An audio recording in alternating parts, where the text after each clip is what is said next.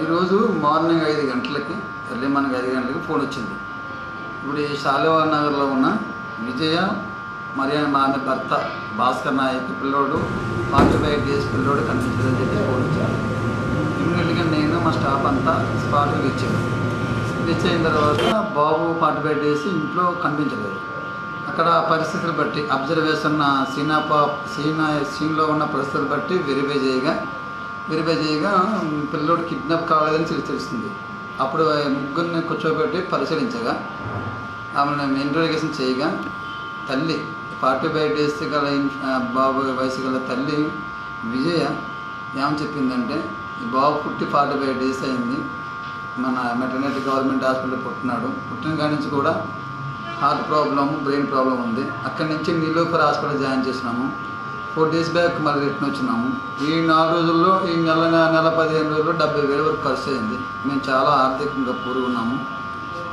అత్త మధ్య గారి వ్యవసాయం 45 డేస్లో వ్యవసాయం కూడా లాస్ వచ్చింది. అలా అంతగా ఉండడం మూలంగా ఈ పిల్లోడు ఉండటం వల్ల మనకి ఆర్థికంగా చాలా సఫర్ అవుతాము. నాకు పెట్టుబడి డబ్బులు పెట్టడానికి కూడా డబ్బులు ఏమి లేవు. మళ్ళీ అమ్మగారిని పంపిస్తే నాకు తల్లిదండ్రులు ఎవరు లేరు,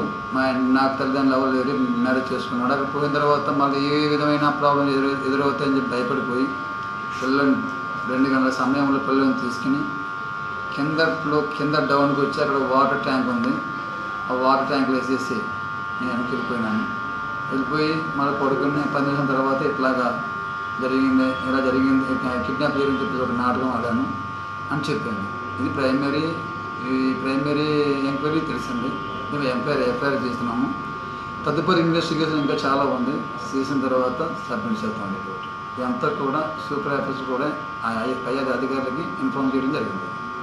ఇది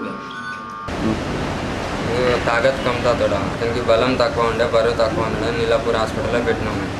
నెల రోజులు హాస్పిటల్లో ఉన్నాం. నెల తర్వాత మొన్న డిశ్చార్జ్ అయిన తర్వాత ఇంట్లో పెట్టి మంచిగా అయిండు. మళ్ళీ తర్వాత వాళ్ళ అమ్మకి ఏమైందేమో తీసుకొని నీళ్ళలో వేసేసింది. మాకు కూడా తెలియదు ఈ విషయం. 45 రోజులు. భార్య పేరు విజయ.